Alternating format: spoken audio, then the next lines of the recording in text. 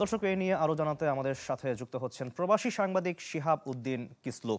কিসলু, যেমনটা আপনি শুনছিলেন রিপোর্টে, এমনিতেই যুক্তরাষ্ট্রে ফিলিস্তিনপন্থীদের দমাতে নানামুখী পদক্ষেপ নিয়েছে কিন্তু ট্রাম্প প্রশাসন। এই ঘটনার পর আসলে পরিস্থিতি কোন দিকে মোড় নিতে পারে বলে মনে করছেন?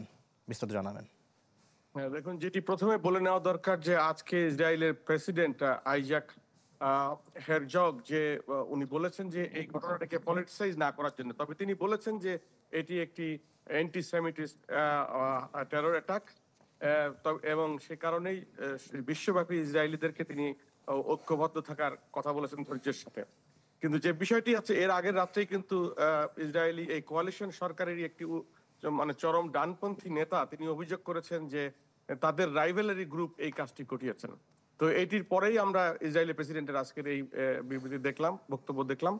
আর এর মধ্যে যে বিষয়টি হচ্ছে যে দুজন মারা গেছে সেটি কিন্তু আসলে তারা দুইজন কিন্তু একটি দম্পতি, এবং তারা যে কাজটা করতেন তারা কিন্তু প্যালেস্টাইনি ইয়ুথ এবং ইসরায়েলের মধ্যে তাদের একটা কনসিলিয়েশন, অর্থাৎ তাদের মধ্যে সৌহার্দ্য সম্প্রীতি গড়ে তোলার কাজ করতেন এই যুক্তরাষ্ট্র ইসরায়েলি দূতাবাসের স্থানীয় স্টাফ হিসাবে, অর্থাৎ এখানকার রিক্রুট হিসাবে, স্থানীয় রিক্রুট হিসাবে। তো সেই জায়গা থেকে এটা অত্যন্ত সব মৃত্যুই মর্মান্তিক, কিন্তু এই বিষয়টি খুবই ভিন্ন ভাবে দেখা হচ্ছে যে তারা তো আসলে যে ইসরায়েল এবং গাজার দীর্ঘদিনের যে সংকট নিয়ে যে এই দুই পক্ষের মানুষের মধ্যে যে যে বোঝাপড়াটা, সেটিকে আসলে রিকনসিলিয়েশনের দিকে নিয়ে যাওয়ার জন্য তারা কাজ করতেন, এটি একটি ব্যাপার। যাই হোক, এর পরে যেটি হচ্ছে, আজকে ডোনাল্ড ট্রাম্প বলেছেন যে তিনি কোনো যেটি হচ্ছে উগ্রপন্থা, এটা রেডিকালিজম, ইনি এই দেশে আশ্রয় দিবেন না এবং তার বিরুদ্ধে তিনি শক্ত অবস্থান নেবেন। তো এরকম পরিস্থিতিতে আমরা সর্বশেষ যেটা জেনেছি যে এফবিআই এটি বলেছে যে এটি টার্গেটেড হামলা, এই হামলাটি টার্গেটেড হামলা হয়েছে বলে জানা গেছে।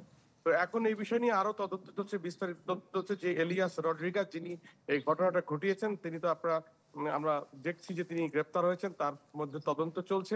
তবে যে বিষয়টি যে যুক্তরাষ্ট্রব্যাপী যে সবার মধ্যে একটা ধৈর্য ধারণের কথা বলে, তবে এবার যতটুকু আমরা আশঙ্কা করছিলাম সেই জায়গাতে এখনো আমরা দেখছি না। তবে সাধারণ মানুষের মধ্যে, বিশেষ করে এই প্যালেস্টাইন এবং ইসরায়েলের মধ্যে যেই উত্তেজনা, যেই দ্বন্দ্ব দীর্ঘদিনের, সেটিকে নিয়ে কিন্তু আমি বলবো যে অবশ্যই এই বিশেষ করে প্রবাসী বাংলাদেশি অভিবাসী এবং মুসলমান অভিবাসী যারা এখানে বসবাস করছেন, নিয়ে নিউ ইয়র্ক সহ যুক্তরাষ্ট্রের সংখ্যাগরিষ্ঠ জায়গাগুলোতে যেখানে তারা বসবাস করেন, তাদের মধ্যে কিন্তু এটা উৎকণ্ঠার জায়গা রয়েছে আসলে এরপরে কি ঘটছে। তবে যে জায়গাটি এখনো পর্যন্ত দেখা যাচ্ছে যে ডোনাল্ড ট্রাম্প যে কথাটি বলেছে যে রেডিকালিজমের কোনো জায়গা নেই, এবং সেই জায়গা থেকে আমাদের লক্ষ্য রাখতে হবে যে আজকেই কিন্তু ওয়াশিংটনের ক্যাপিটাল হিলে কিন্তু চলছে যে ডোনাল্ড ট্রাম্পের একটি বিগ বাজেট নিয়ে, যে বাজেটের সঙ্গে কিন্তু অবৈধ বা অনাকাঙ্ক্ষিত বা তাদের আনওয়ান্টেড যে অভিবাসীদের বিতরণের ক্ষেত্রে বিভিন্ন ব্যয় সংক্রান্ত কিন্তু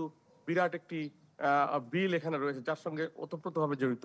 তো সেটিও এখানে প্রভাব পড়বে কিনা সেটি নিয়েও চিন্তা করছে যে এই বাজেটে এমনিতেই কিন্তু অভিবাসন বিতরণ নিয়ে বিভিন্ন খাতে বিভিন্ন ধরনের অর্থ বরাদ্দ দিয়েছে ডোনাল্ড ট্রাম্প। ইভেন ফোর্স থেকে নতুন লোকবল নেওয়া থেকে শুরু করে, তাদেরকে বিমানে পাঠানো থেকে শুরু করে, তাদের বিভিন্ন ধরনের খরচ এবং কোর্ট এক্সট্রা আদালতের লোকবল বাড়ানো থেকে শুরু করে সবকিছু, এবং দ্রুত তাদেরকে বিতরণের ক্ষেত্রে যা যা দরকার।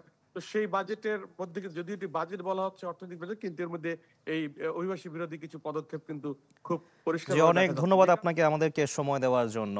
দর্শক, শিহাব উদ্দিন কিসলু প্রবাসী সাংবাদিক আমাদের সঙ্গে যুক্ত হয়েছিলেন।